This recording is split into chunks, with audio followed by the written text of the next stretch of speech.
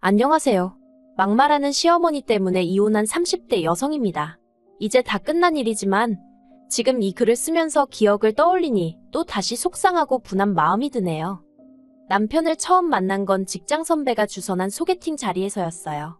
다만 그 소개팅이 굉장히 의외였는데 제가 소개팅을 주선한 선배와 가까운 사이도 아니었고 그렇다 보니 제가 소개팅을 해달라고 부탁을 한 것도 아니었거든요.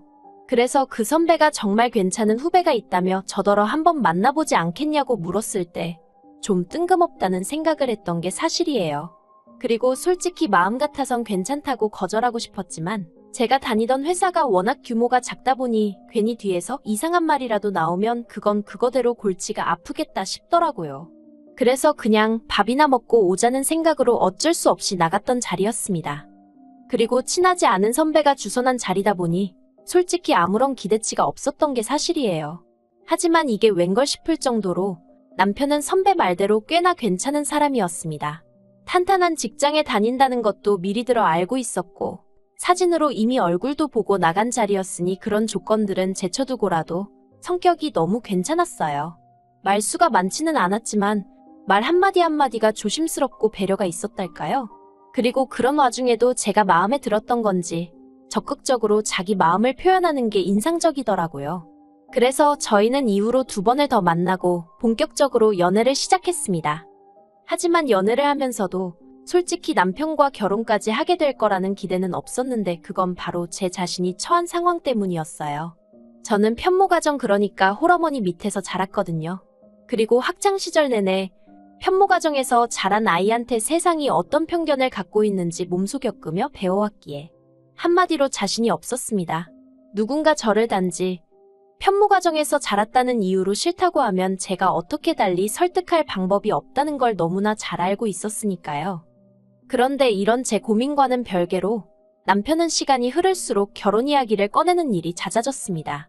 우리가 결혼하면 애는 몇이나 낳자는 둥, 몇 살이 되면 서울 생활은 접고 어디 가서 살자는 둥. 그리고 그런 남편에게 저는 어떤 확답도 줄 수가 없었으니 답답하고 미안한 마음뿐이었네요.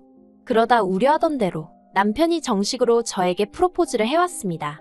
그리고 저는 더는 숨길 수가 없었기에 남편에게 제가 처한 상황을 모두 솔직하게 털어놓았어요. 하지만 말없이 제 이야기를 한참이나 듣고 있던 남편이 그게 왜 문제냐고 반문을 하대요. 그리고는 자기도 편모가정인데 그러면 저희 어머니가 자기를 싫어하는 거냐고 묻는 거예요.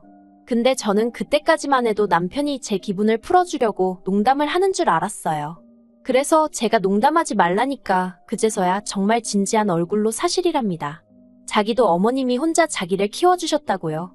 다만 저와 남편이 처한 상황은 닮은 듯 달랐는데 그건 저희 친정의 경우 사별로 인한 편모가정이었고 남편 쪽은 이혼이었어요. 그래서 친정어머니는 그 어떤 도움도 받을 곳 없이 혼자 저를 키우셔야 했지만 남편은 아버님이 그래도 꼬박꼬박 양육비며 생활비를 보태주셨다는 거예요. 그래서 그 덕에 어머님은 아버님이 살아계시던 동안에는 계속해서 전업주부로 지내실 수 있었다고요. 아무튼 차이가 있기는 했지만 이런 이야기를 어디 가서 시시콜콜 할 것도 아니고 남들이 보기엔 똑같은 편모가정이었겠죠.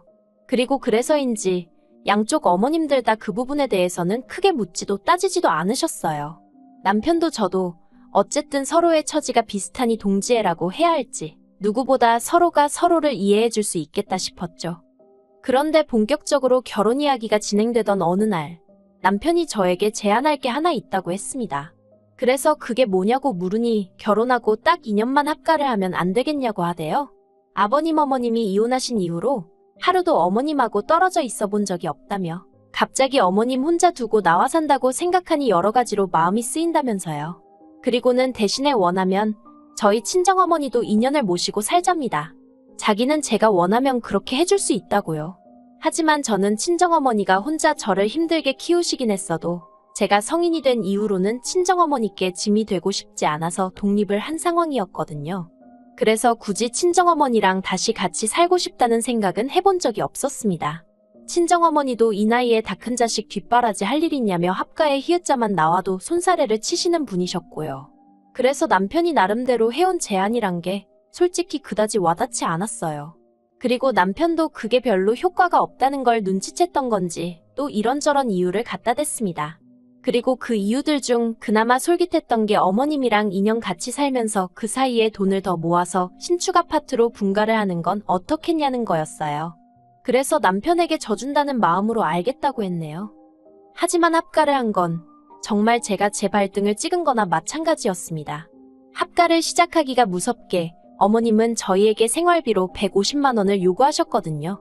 그리고 생각지도 못한 큰 액수에 제가 놀랐더니 어머님이 그럼 뭐 시애미 등골에 빨대 꼽고 살려고 그랬냐면서 염치도 없고 뻔뻔하다 하시대요. 정말로 여러 가지로 놀랐습니다. 결혼 전에는 한 번도 이런 말투로 저에게 말씀하신 적이 없으셨으니까요. 저에게 늘 새애기라고 불러주셨고 저희 어머니한테 사돈사돈 하시던 분이셨어요. 그리고 저희가 무슨 말만 하면 세상 온화한 미소로 대답을 대신하신 적도 여러 번이셨지요.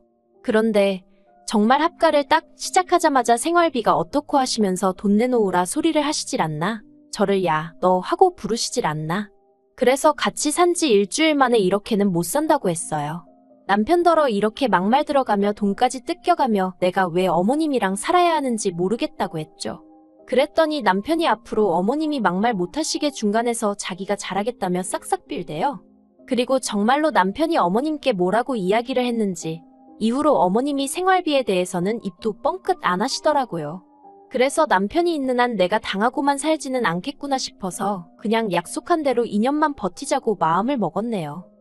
하지만 이건 그저 맛보기에 불과했습니다. 한 달쯤 지나가니 어머님의 막말이 다시 시작되었거든요. 제가 일일이 여기에 적질 않아서 그렇지 매일같이 어머님이랑 붙어있다가 어쩌다 한번 친정어머니라도 만나고 오면 그렇게 니네 엄마가 좋으면 아예 거기 가서 살지 내 집에는 왜 오냐고 하시질 않나. 여자가 돈 번다고 밖으로 싸도느라 살림을 그렇게 하면 남편이 바람펴도 할 말이 없다질 않나. 그리고 이때마다 자기가 막아준다며 호언장담하던 남편은 막아주긴커녕 저더러 왜 매번 어머님하고 부딪히는 거냐며 그냥 저더러 참으라는 소리만 해대기 일쑤였어요. 평생을 저렇게 사신 분인데 이제 와서 누가 어떻게 고치겠냐면서 그냥 한 귀로 듣고 한 귀로 흘리라면서요. 그리고 사람이 왜 매번 같은 일을 하다 보면 특정 부위에 굳은 살이 배기잖아요. 제 마음이 딱 그랬습니다. 하루가 멀다 하고 어머님한테 막말을 듣다 보니 언젠가부턴 웬만한 말에는 크게 충격을 받지도 않았고 상처를 입지도 않았어요. 그냥 또 저러시는구나 하고 많은 수준에 이르렀던 거지요. 한편 친정어머니께서 올해 초 회사를 관두셨습니다.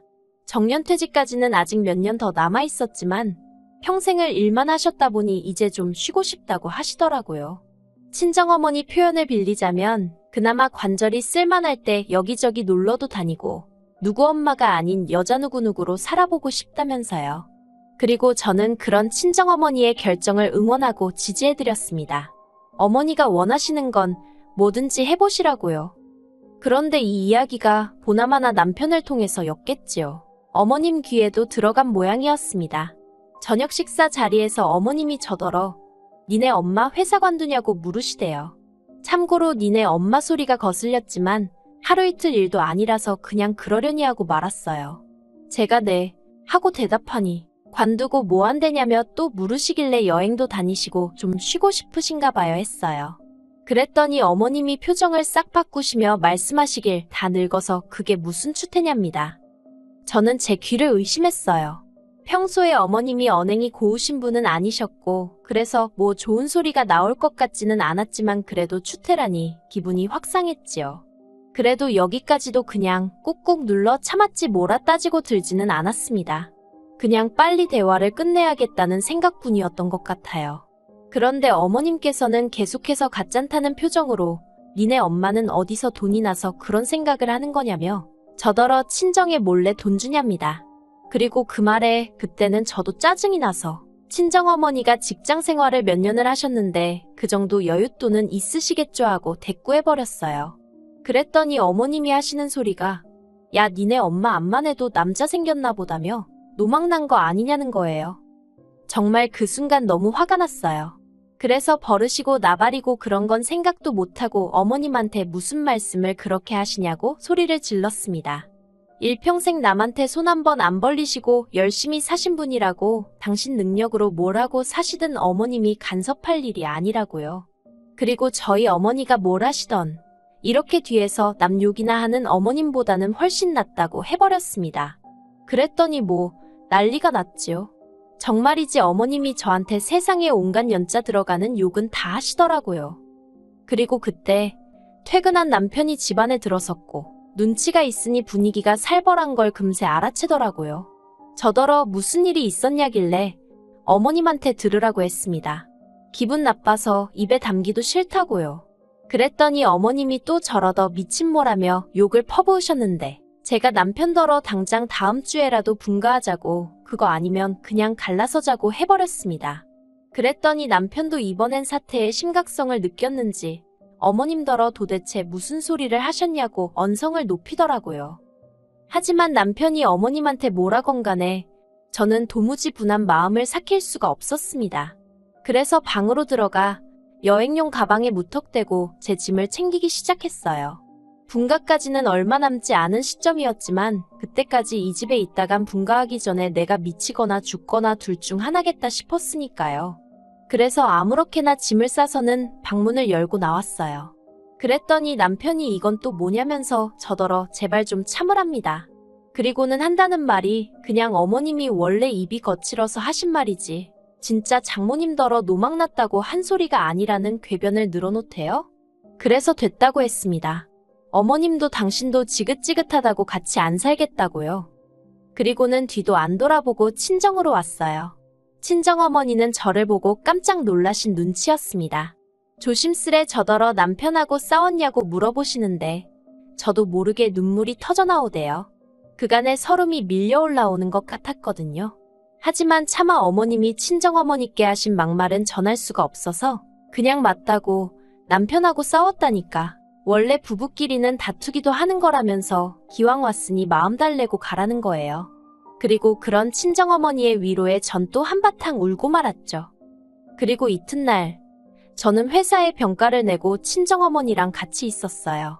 그런데 남편이 회사에 전화를 해본 건지 어떻게 제가 집에 있는 걸 알고는 찾아왔더라고요. 저더러 얘기 좀 하자길래 친정어머니가 걱정하실까봐 집 밖으로 제가 나갔습니다. 그랬더니 남편이 미안하다면서 어머님도 미안해하고 계시다고 이제 그만 집에 가자대요. 그래서 제가 됐다고 했습니다. 그냥 우리 이쯤에서 깔끔하게 헤어지자고 했어요. 밤새 생각해봤는데 어머님만 봐도 역겹고 소름 끼쳐서 이제 두 번 다시 뵙고 싶지 않다고요. 그랬더니 남편이 그새 지 성질을 못 감추고 어떻게 며느리가 돼서 시어머니더러 그렇게 말을 하냐입니다. 그래서 제가 니네 엄마도 우리 엄마한테 노망났네 어쩌네 막말을 하는데 나는 왜 하면 안 되냐고 받아쳤습니다. 그랬더니 그래도 너는 며느리잖아 하는데 답이 없다 싶더라고요. 그래서 남편하고는 결국 이혼을 하게 되었습니다. 그런데 말이 이혼이지 서류상으로는 처음부터 남남이었어요. 다행이라고 해야 할지 합가하는 동안에는 어머님이 남편 돈은 당신이 관리하겠다고 하도 우기셔서 아예 돈 관리는 따로 하고 있었거든요. 그리고 상황이 그렇다 보니 제 돈은 제가 관리하게 되었고 그래서 뭐 혼인신고를 안 했어도 딱히 불편한 게 없었달까요? 그런데 그게 이렇게 도움이 될 줄은 몰랐죠. 그리고 인생은 새옹지 말하더니 어쨌든 남편과 헤어지고 나서 여러 가지로 힘들어하던 저에게 좋은 일이 찾아왔습니다. 그동안 악착같이 모은 돈에 친정어머니가 얼마 보태주셔서 그걸로 청약을 신청했는데 운 좋게 당첨이 되었어요. 마지막 미분양 물량이라고 딱 두 채가 풀렸던 집이었는데 그리고 유치하지만 저는 그 소식을 남편에게 알렸습니다. 직접은 아니고 소개팅을 주선했던 선배의 입을 빌려서요. 그랬더니 남편이 원래대로면 우리가 함께 살 집이지 않았겠냐며 이걸 계기로 다시 새 출발을 해보자는 개소리를 하대요. 원하면 장모님을 모시고 살아도 좋다나요? 아이고 됐습니다. 가서 니네 엄마 입단속이나 하세요.